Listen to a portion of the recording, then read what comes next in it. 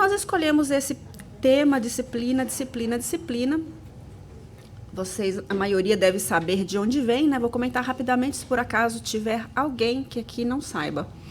Quando Chico Xavier, um dos grandes médiuns, né, que trouxe o conhecimento do espiritismo para nós no Brasil, ele foi iniciar os seus trabalhos, ele pergunta a Emmanuel o que era necessário para que ele fizesse esse trabalho. E Emmanuel responde para ele: disciplina, disciplina, disciplina. Deixando bem claro que a disciplina em absolutamente tudo era fundamental. E outro dia eu estava estudando da área de psicologia e estava lá falando quando o pensamento, a emoção e a ação, elas são importantes. E como eu já estava, né, planejando essa palestra, disciplina, disciplina, disciplina, eu achei interessante, eu falei, puxa, pensamento, emoção e ação. Interessante que são 3 disciplinas. Não li isso em lugar nenhum na doutrina, mas eu fiz essa conexão para mim mesmo. Porque quando nós somos disciplinados na nossa maneira de pensar, nós conseguimos trabalhar a nossa emoção. E se nós somos disciplinados no nosso pensamento e somos disciplinados na nossa emoção, então ao invés de reagirmos, nós passamos a agir. E então há aí também uma disciplina da ação. E eu fiquei curiosa, né? Será que tinha essa intenção Emmanuel? Então, se é ou não, eu não sei, mas aqui a gente vai trazer esse trabalho de hoje no estudo da disciplina dos pensamentos, na disciplina das emoções e na disciplina das ações, buscando na nossa doutrina, né, como que isso funciona. E, para começar, eu gostaria de dar um exemplo que me aconteceu em momentos distintos, mas 2 pessoas que eu conheci, uma numa instituição mental, em que a pessoa com bastante dificuldades mentais, bastante problemas mentais, oriundas de um trauma bastante severo, né, da infância e da juventude, em que ela era absolutamente em desequilíbrio, não somente do pensamento, da emoção e, obviamente, da ação também. Uma pessoa que tinha uma extrema desconfiança dos demais, achando e sempre pensando que as pessoas estavam ali para prejudicá-la de alguma forma. E, portanto, se desequilibrava com muita rapidez, porque a cada vez que ela interagia com alguém que não fazia algo que ela queria, ela se desequilibrava e consequentemente, agia, né, de uma forma bastante desequilibrada. Uma pessoa bastante difícil de trabalhar, e eu fiquei com muita compaixão, porque eu via que cada pessoa que iniciava o trabalho com ela, com uma firme vontade de auxiliá-la, não conseguia, porque ela conseguia boicotar a pessoa, não no sentido de que ela sabia que ela estava fazendo, mas pela desconfiança que ela tinha. E mais tarde eu tive a oportunidade de não conhecer, mas de ver uma pessoa também em desequilíbrio do pensamento, da emoção e da ação, não com nenhum problemas mentais, mas uma pessoa explosiva, né? Que aonde ela chegava, ela causava um distúrbio muito grande. Talvez porque na sua mente ela conseguia as coisas agindo daquela maneira. E, de fato, as pessoas reagiam dando aquilo que ela queria de uma forma muito rápida para se livrar dela. E a pessoa se sentia, né, consegui o que eu queria, sem se dar conta de que a pessoa, no afã de se livrar dela, fazia o mínimo possível. O que ela queria, talvez, mas o mínimo possível. E a pessoa não se dava conta que, no decorrer da vida dela, ela ia recebendo somente o mínimo. Porque, agindo daquela maneira, ela fazia com que as pessoas a afastassem o mais rápido possível. Então, no ambiente em que eu a encontrei, não era um ambiente de mental health, não era um ambiente de problemas mentais, mas a gente via claramente ali um distúrbio grande de comportamento, obviamente de pensamento e emoções também, que a pessoa ainda não se havia dado conta do quanto ela se prejudicava porque ela agia da maneira como ela agia.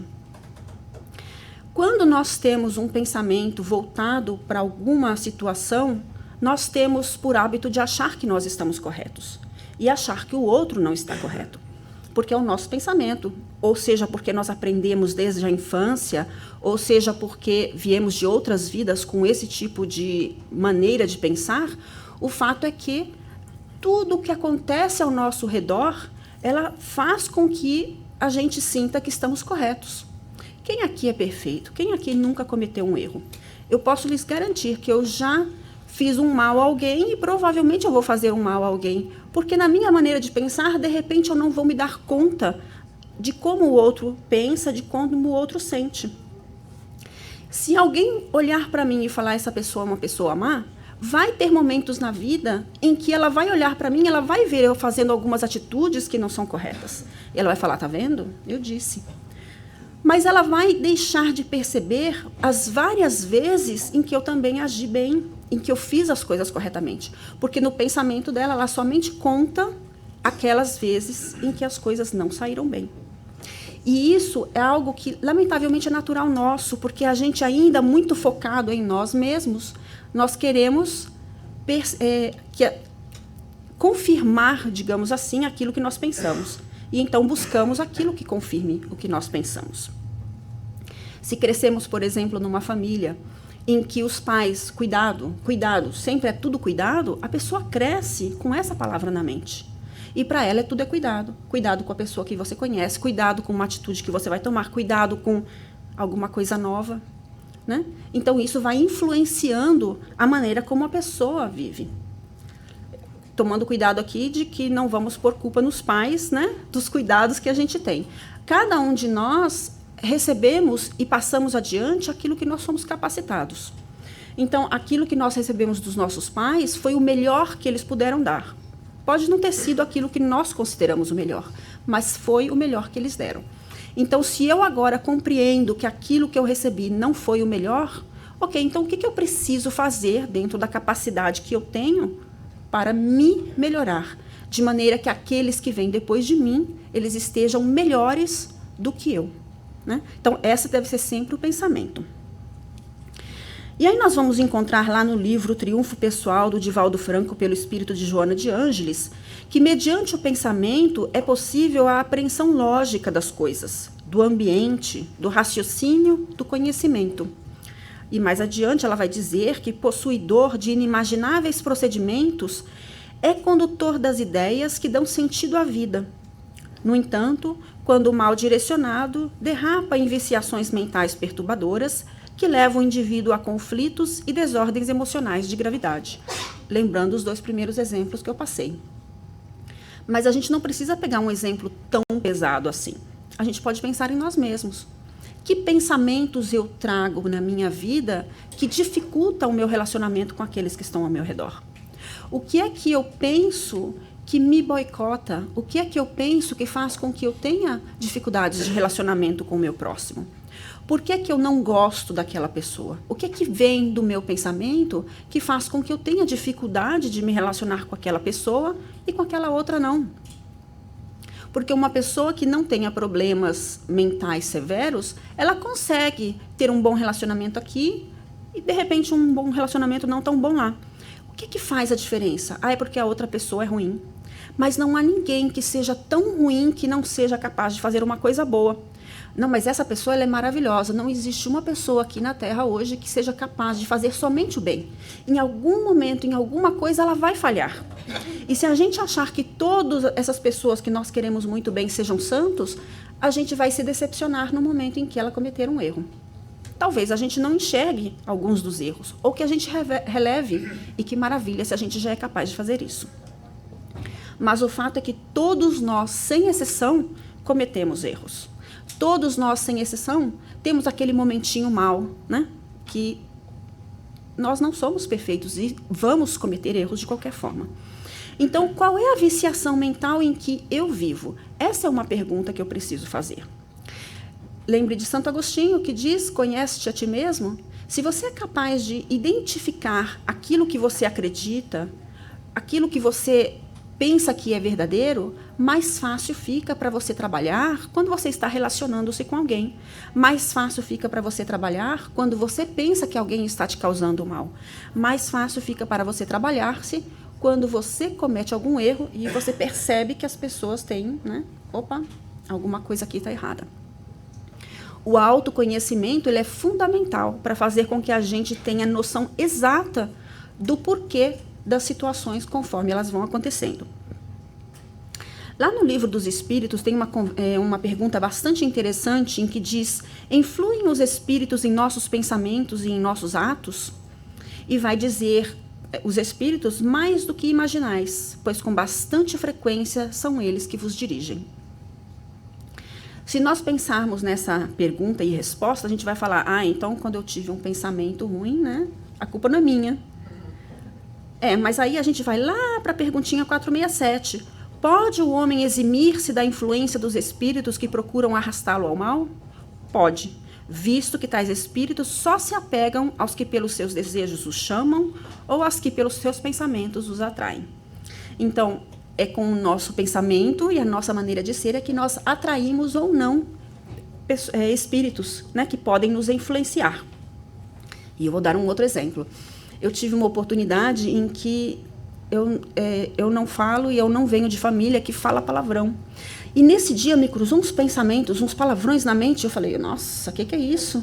Né? Até levei um susto. E falei: né? Sai pra lá. E dali a pouco, eu encontrei com uma pessoa que de cada 10 palavras, pelo menos 5 eram palavrões. E que interessante, eram os mesmos palavrões que tinham vindo na minha mente. Eu falei: uau, né? Ou virei médium ou a pessoa tem uma força poderosa, né? Uma influência mental incrível. E eu falei: caramba, né? Mas porque eu sabia que eu não falo e que eu venho de uma família que não fala, então eu sabia que não era meu. Né? Eu já pensei logo num obsessor. Um obsessor aqui. E era uma outra pessoa, se tinha um obsessor ou não ali, eu não sei. Mas veja o poder que é quando você se permite ou quando você não sabe que aquele pensamento é seu.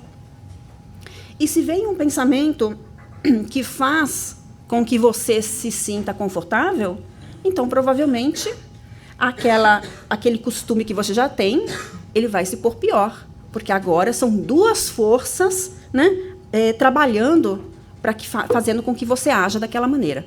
Se eu tivesse o hábito de falar, provavelmente, em qualquer situação que passasse ali naquele momento, eu já falaria uns 2 ou 3. E não somente um, se fosse do meu hábito. Aqui eu dei um exemplo bem simples, mas veja você, se a gente entra em discussão com uma pessoa e nós viemos de uma educação em que a gente não leva desaforo para casa. E se eu tenho por hábito fazer coisas que eu sei que não são apropriadas. E, de repente, vem um espírito e fica lá: olha, mas faz sim, por que não? Você também tem direito. Aí você vai lá e faz. E depois, as consequências. Porque todos nós temos consequências naquilo que nós fazemos. Então, quando nós nos conhecemos, a gente sabe: olha, isso aqui não é meu. Opa, o que está acontecendo aqui, né? Passo para lá. Puxa, eu faço isso, mas eu sei pelo Evangelho, né, que não é o ideal. Então, deixa eu pôr esse pensamento de lado, deixa eu pensar naquilo que sim eu devo fazer. Então, estar ali com o pensamento sempre na disciplina, ele é fundamental para evitar emoções e ações que não são que não são boas para nós, que não vão ocasionar coisas que vão ser boas para nós. E lá na questão 645, Kardec vai perguntar: quando o homem se acha, de certo modo, mergulhado na atmosfera do vício, o mal não se lhe torna um arrastamento quase irresistível? E os espíritos vão dizer: arrastamento sim, irresistível não. Imagina que eu tivesse nascido numa família em que todo mundo falasse palavrão e eu não gostasse. Será que eu acabaria por falar porque eu estou naquela família? É possível. Mas se realmente eu não gosto e se realmente eu tenho aquela vontade firme, eu sou capaz de não falar. Eu sou capaz de não fazer as coisas porque eu sei o que é melhor para mim. Mas para isso, exige uma disciplina. A fé no futuro, a orientação do pensamento durante a vida para os destinos vindouros, favorecem e aceleram o desligamento do espírito, por enfraquecerem os laços que o prendem ao corpo, tanto que frequentemente a vida corpórea ainda não se extinguiu de todo e a alma impaciente já alçou o voo para a imensidade. Veja o importante que é o pensamento durante a vida, mas também o importante que é no momento do desencarne. Quando nós temos o pensamento bem orientado, e principalmente na fé, nós conseguimos também o desencarne ou o passamento, né, de uma forma mais equilibrada. com menos dificuldade de entrarmos na vida espiritual. E eu achei interessante essa colocação, porque às vezes a gente se deixa levar por tão pouco. Nós, como espíritas, nós sabemos que estamos aqui apenas de passagem. E que o plano espiritual é a nossa verdadeira casa, e que é para lá onde a gente vai, e que é de lá que nós estamos aqui, de onde viemos, né? E às vezes a situação difícil se passa e a gente fala, né, mas por que eu fui abandonado, né? Aquelas coisas de reclamar, por que comigo? E tudo bem, nós ainda, de acordo com os espíritos, estamos nesse momento infantil da espiritualidade. Mas que esse porquê comigo, ele não seja o de dúvida do mundo espiritual, de dúvida de que Jesus está presente em nossas vidas em todo momento e em que Deus tem conhecimento de cada folha que cai de uma árvore, e quem dirá então de nós e daquilo que nós estamos passando. Porque se nós tivermos essa fé, que ainda não é do tamanho de uma semente de mostarda, e for esse o pensamento que nós temos na nossa mente, nós temos capacidade de resistir a quase tudo. E, portanto, aqueles momentos de dificuldade da vida da gente, que às vezes é maximizado e que a gente fala, nossa, eu não vou aguentar, mas se nós tivermos aquele pensamento de fé e dizer, mas Deus está comigo, né? A gente pode espernear, falar, Senhor, né? Mas tendo essa consciência, essa conscientização de que nós não estamos sós em momento algum. Se estamos naquela situação, ou nós a criamos, e como é que nós vamos sair dela, mas que sem dúvida nós temos o Pai e nós temos Jesus ali ao nosso lado, nos dando a força e o amparo a todo momento. Essa fé, ela é fundamental para fazer com que a gente siga adiante. E essa fé vem do pensamento consistente e contínuo de que nós estamos aqui temporariamente, de que nós estamos aqui para aprender. E às vezes a gente tem que passar por provas nem sempre agradáveis, né? Mas são provas passageiras e que de forma alguma nós estamos sós. Então, ainda que pareça fisicamente estarmos sós, lembrar sempre, manter no pensamento que todos estamos respaldados, que todos nós temos mentores, espíritos amigos, que todos nós temos aqueles que estão ali nos dando o amparo e a força, em nome de Jesus e em nome de Deus também. Então, o pensamento ele deve ser disciplinado em todos os momentos da nossa vida. E trabalhar por essa disciplina nos faz, desde já, vivermos melhores, e também no momento de retornar à nossa pátria espiritual, vai auxiliar-nos a que isso também aconteça. Lá no Livro dos Espíritos, no capítulo 12 da Perfeição Moral, ele vai falar sobre a emoção. E vai dizer que as paixões são como um corcel, que só tem utilidade quando governado e que se torna perigoso quando passa a governar. Uma paixão se torna perigosa a partir do momento em que deixais de poder governá-la e que dá em resultado um prejuízo qualquer para vós mesmos ou para outrem. Se nós não temos o pensamento disciplinado, muito provavelmente não temos a emoção disciplinada, porque a emoção ela vem do pensamento.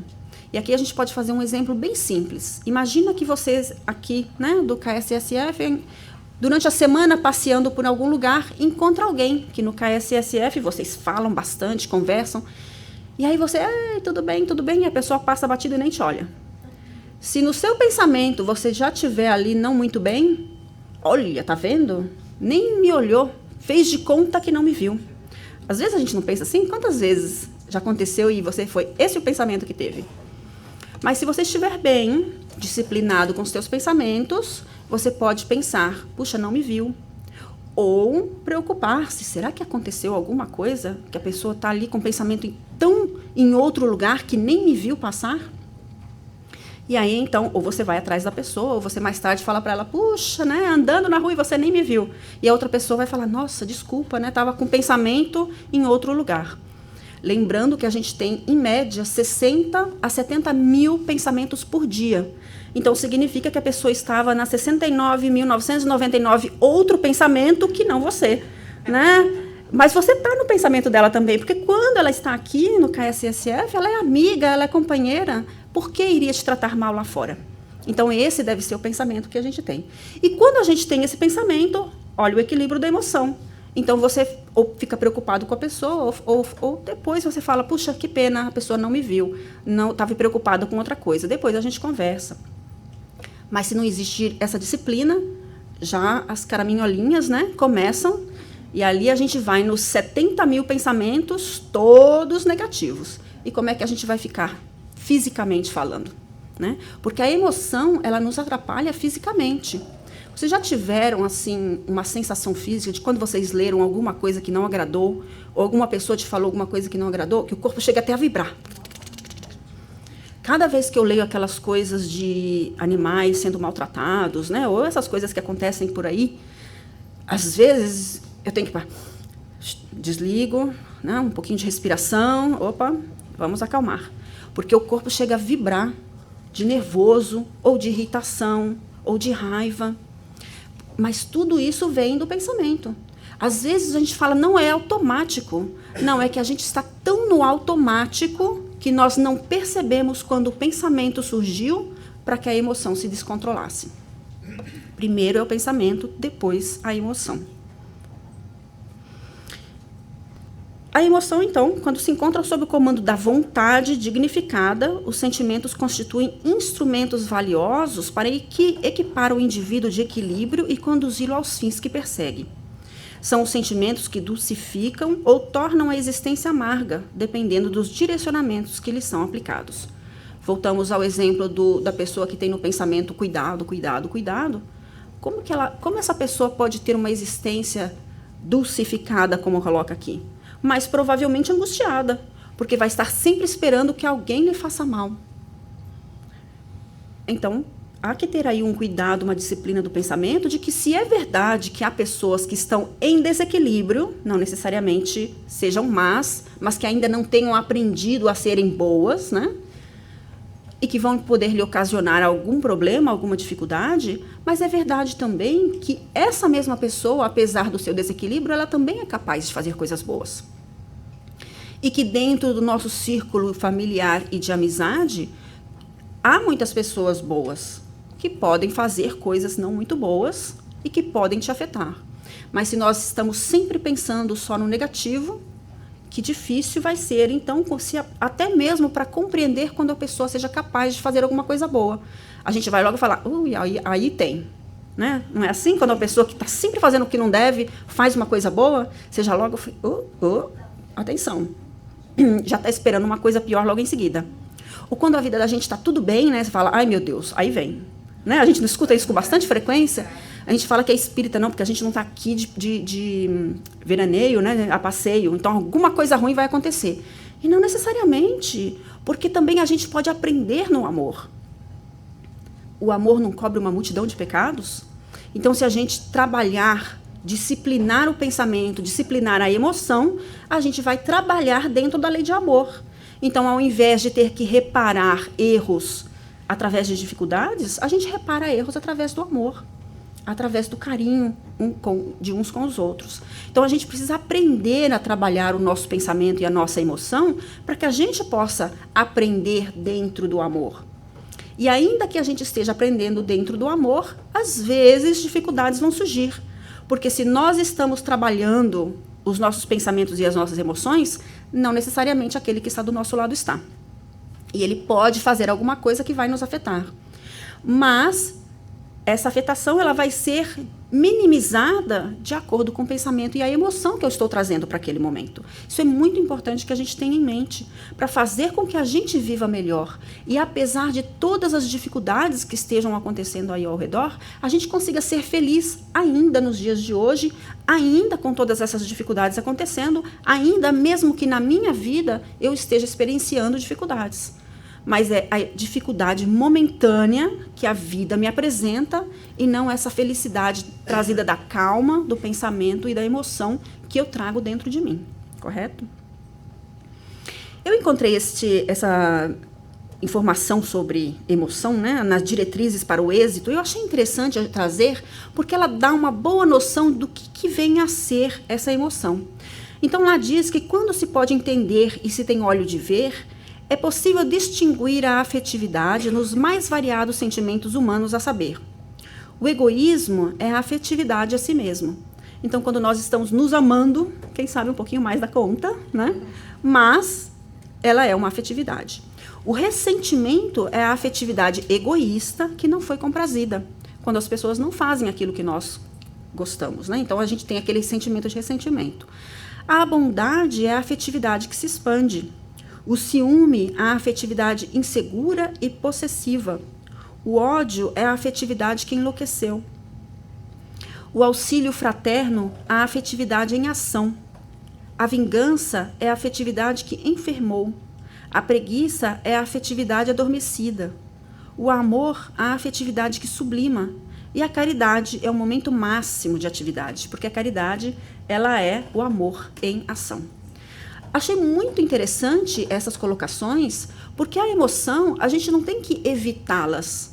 Não é porque você está com raiva, você fala, eu não posso sentir raiva. Não, a emoção, ela tem uma razão de ser. Ela é como um sinal de trânsito. Se você sente raiva, é porque alguém te fez alguma coisa que você não gostou. O problema não é o sentimento em si, não é a emoção, é o que você faz dela. Então, se você sentiu a raiva, você fala, opa, o que está acontecendo? Por que eu senti essa raiva? Alguém me fez alguma coisa que eu não gosto. Qual deve ser a minha ação? Ok, deixa eu pensar, deixa eu equilibrar a minha emoção, trazer a emoção paciência, trazer a emoção compreensão, e agora eu vou agir e não reagir. Se nós pararmos para pensar, 99,9% das vezes nós reagimos, nós não agimos. Porque se nós agimos no momento em que a coisa está acontecendo, muito provavelmente ela é não pensada e não analisada. E, portanto, ela é uma reação e não uma ação. No dia que nós formos capazes de agir em cada situação que se nos apresenta, nós não vamos ter consequências negativas dessa ação, porque ela vai ser pensada, analisada e discutida aqui dentro de nós mesmos, não é? Dentro daquilo que é o nosso padrão de valores. Analisar dentro, e para nós espíritas, que o Evangelho é o manual do bem viver, nós vamos então analisar dentro do Evangelho. Por que Jesus disse, amai aos vossos inimigos? Por que perdoai-vos 7 vezes, 70 vezes? Então, existem razões para isso. E se nós conseguimos agir ao invés de reagir, a consequência, ela vai ser positiva para nós. Ela talvez não seja uma ação fácil de ser executada, mas vai ser uma ação pensada com tranquilidade, com calma, né? E aí, então, essa vai ser a reação, a ação. Não podíamos deixar de trazer do Evangelho segundo o Espiritismo a lei de amor, o amar o próximo como a si mesmo. Aqui ele diz que o amor resume a doutrina de Jesus toda inteira, visto que esse é o sentimento por excelência, e os sentimentos são os instintos elevados à altura do progresso feito. Em sua origem, o homem só tem instintos. Quanto mais avançado e corrompido, só tem sensações. Quando instruído e depurado, em que o pensamento está ali presente, ele tem sentimentos, mas sentimentos disciplinados.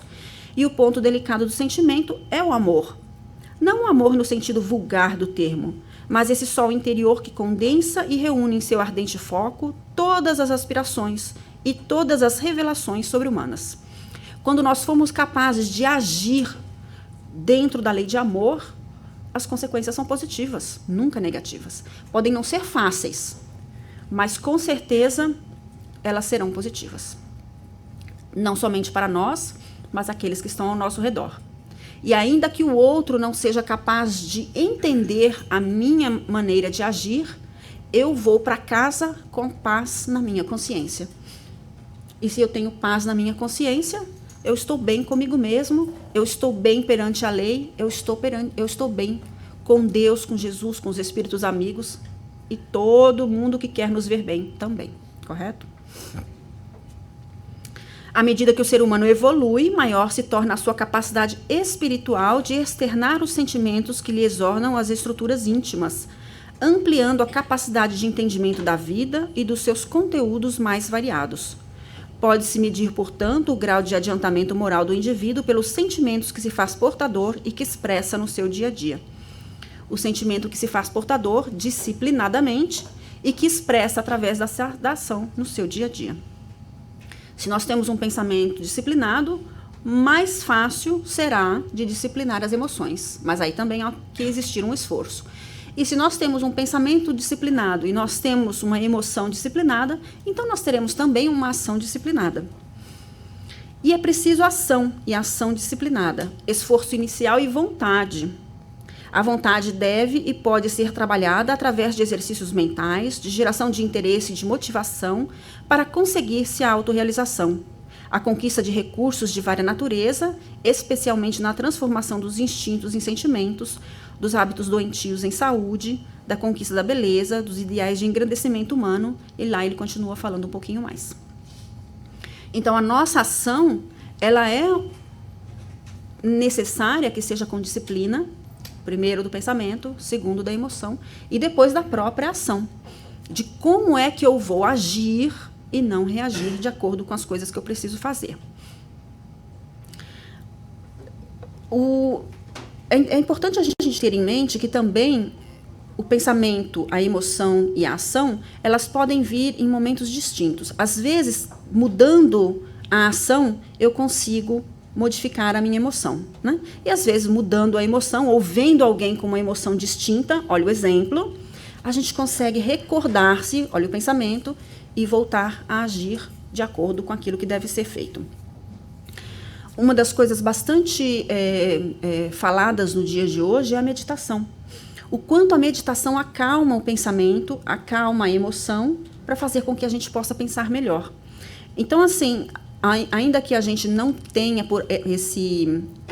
não seja da casa espírita estar fazendo meditação, mas cada um de nós, nos nossos momentos livres, deveríamos utilizar essas práticas para trabalhar um pouquinho mais o nosso pensamento.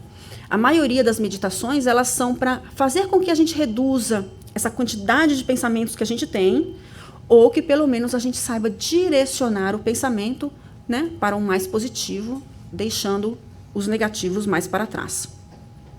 Quando nós conseguimos fazer isso, olha que bom, melhora até a nossa memória, né? Quem já ouviu falar de mindfulness? É dos treinamentos mentais que mais tem sido falado nos dias de hoje. E é justamente o de fazer com que a gente foque melhor, que a gente tenha o pensamento mais controlado, que a gente não esteja naqueles 70 mil pensamentos diferentes pululando dentro da mente da gente, né? Os indianos, eles falam que a gente tem um macaquinho louco dentro da mente. E é mais ou menos assim, você imagina 70 mil pensamentos num dia, é muita coisa. Se a gente não conseguir controlar, esses pensamentos desequilibrados nos dirigem, e não nós que o dirigimos. Então, aqui nós devemos ser os senhores e comandar o nosso pensamento, a nossa emoção, e sermos capazes, então, de também trabalhar a nossa ação.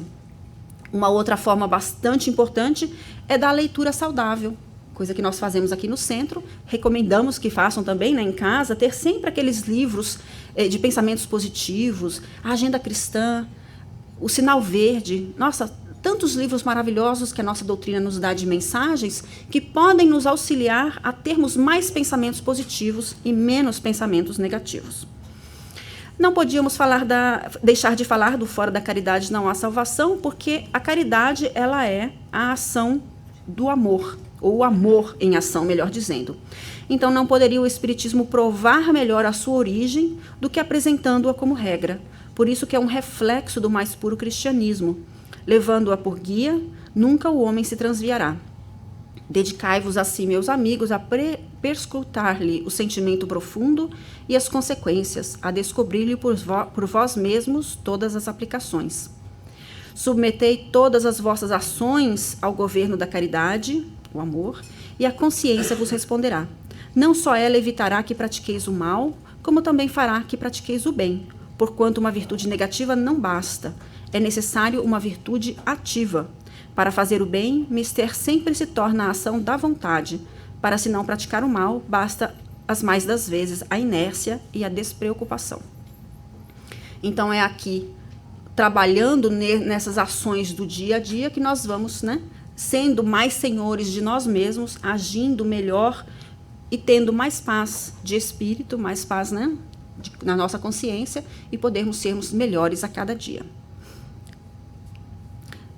Aqui falamos de novo, né, do Santo Agostinho, qual o meio prático mais eficaz que tem o homem de se melhorar nesta vida e de resistir à atração do mal?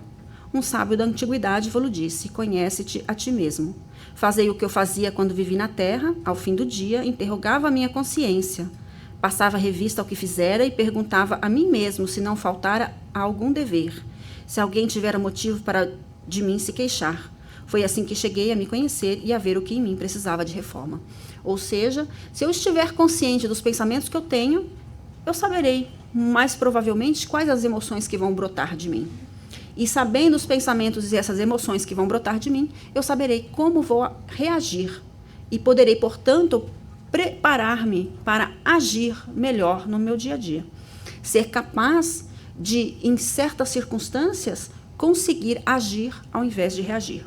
Isso é sempre um trabalho diário, de minuto mesmo, de momento a momento. Sabendo quem nós somos, nós conseguimos agir melhor, porque nós saberemos como nós vamos reagir. E então, no momento da reação, a gente vai... Opa! Respira, 1 minuto de calma, agora eu vou agir.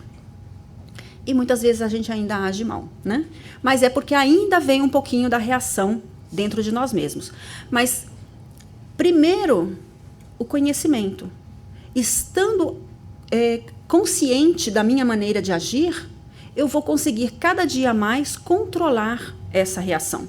E vou cada dia mais ser capaz de agir ao invés de reagir.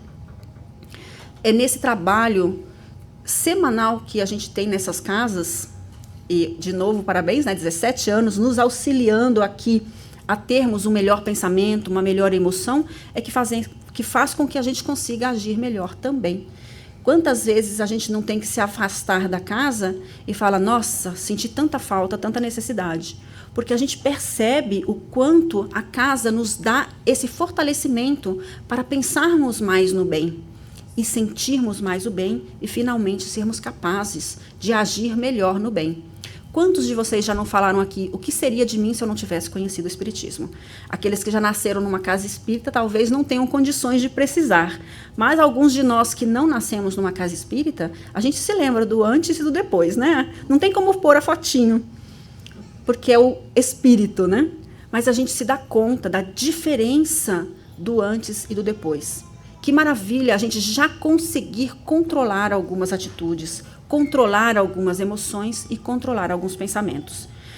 Pensando nisso e recordando a nós mesmos que cada dia mais sejamos capazes de estarmos atentos a nós mesmos, de buscar fazer essa disciplina em cada momento, em cada dia, em cada hora, em cada minuto, para que nós sejamos capazes de estar cada dia melhores, como dizia Kardec. Hoje melhor do que ontem e amanhã muito melhor do que no dia de hoje. Nós já estamos chegando num período em que as pessoas estão se dando conta de que não é somente trabalhar por si mesmo, mas temos que trabalhar por todos em geral, para que todos nós possamos viver bem. E se nós não formos capazes de fazer isso, nós vamos estar na contramão do progresso.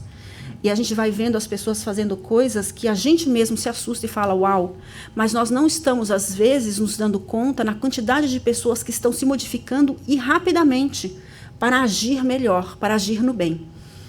Porque muitas vezes essas pessoas estão tão ocupadas de fazer o bem que elas não têm tempo de propagar o bem. Mas aquelas pessoas que estão ali continuamente naquilo que elas já têm de mal, elas propagam com muita rapidez. Então, vai aqui, se eu posso dar um conselho, né? A gente fala que conselho não se dá, mas que eu gostaria. Tenham cuidado com o que vocês postam no Facebook ou em qualquer mídia. A gente vem vendo que muitas pessoas, elas postam coisas negativas sem nenhum cuidado de colocar uma ação boa, trabalhando em cima disso. Não é estar com a mente fora da realidade do dia a dia. É saber que se você vai postar uma coisa negativa, sem com ela alguma coisa positiva para contrabalancear, há muitas pessoas lá fora que não têm essa fortaleza que nós temos de saber que o mundo espiritual existe, que nós estamos aqui somente por alguns momentos, que nós temos os nossos mentores trabalhando por nós e que Deus, acima de tudo, nos ampara cada um de nós, porque Ele sabe exatamente de tudo na nossa vida. E essas pessoas, talvez, depois de ler essa negatividade, elas desistam da vida. Então, tenhamos esse cuidado. Tenhamos o cuidado de só postar coisas que possam levar positividade, ânimo e força a todos aqueles que não tenham a força que a gente às vezes tem, ou que gostaríamos de ter, ou que estamos trabalhando para ter. Que Jesus nos fortaleça, nos ampare e nos dê, de fato, esse discernimento e essa vontade de estarmos nos disciplinando a cada dia um pouquinho mais. Que assim seja.